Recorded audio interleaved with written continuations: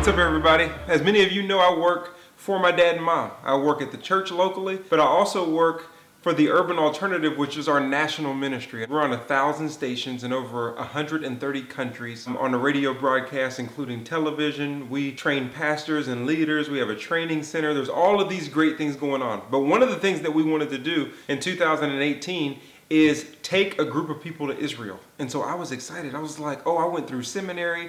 I did all these things. I learned the Bible my whole life as my parents taught us at the table. And so all of these different things, I'm going to get to see it come alive in Israel, November 2018. But I didn't get to go.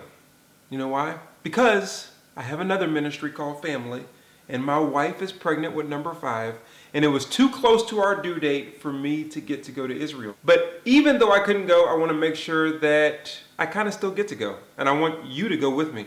And so I'm going to show you some hot clips from Israel so that you can have the experience that they had that me and you didn't have, but we still kind of want to have it. And so let's go to Israel right now and hang out for a bit. I'll see you soon.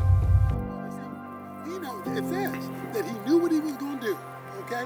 But he's testing us based on our previous experiences with him to see whether we'll trust him in the new experience for his power to provide. If you've been saved, born again, redeemed, regenerated, converted, then Jesus Christ deserves your full allegiance. When he stood before Pilate asked him a question. He asked, "So you are a king?" Jesus has said, "My kingdom is not of this world.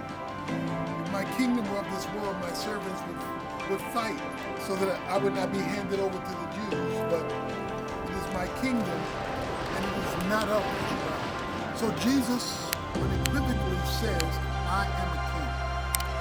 In order to have a kingdom, you need to be a king, and if you're a king, you have a kingdom. That is a realm over which you rule. When the Magi came to Jesus' birth, they came to worship the king. So he doesn't mind flowing too, as long as he can flow through, as long as you are being a blessing and not merely asking to be blessed. So blessing is the favor of God that comes to, that flows through. So let me give you just a little hint here. Whenever you go to God to pray for something that you wanted to do for you and to you, add one element to your prayer. God, and if you do it to me, here's how I'm going to let it flow through.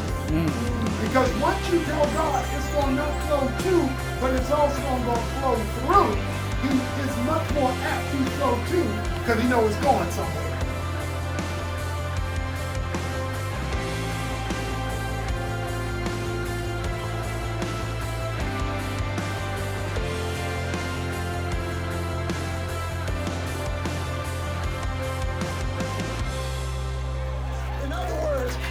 To give you a higher level of experience with him, a new level of realizing that who you're dealing with is somebody who has been involved in theology. We call it the hypostatic union. The hypostatic union is two natures in one person, unmixed forever. Jesus is called the Son of God, but he's also called the Son of Man. That's because he's fully human and fully divine. As a man, he's got to go to sleep. But as God, he can put nature to sleep. As a man, he can get hungry. But as God, he can feed 5,000. As man, he can get thirsty. But as God, he can walk on water. You're dealing with the eternal Son of God. As man, he can fully understand what you're going through. But as God, he can do something about what you're going through.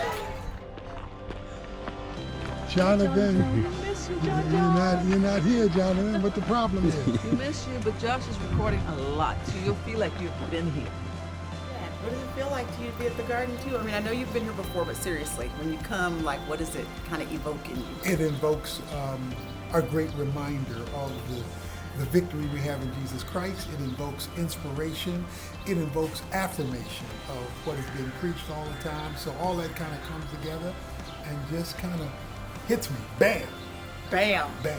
And just in case you were wondering, he is not here. Like, it's empty.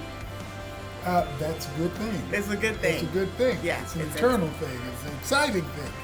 And it's worthy of proclamation and our faith, Totally. confidence, and following him. Yep. Have a good day.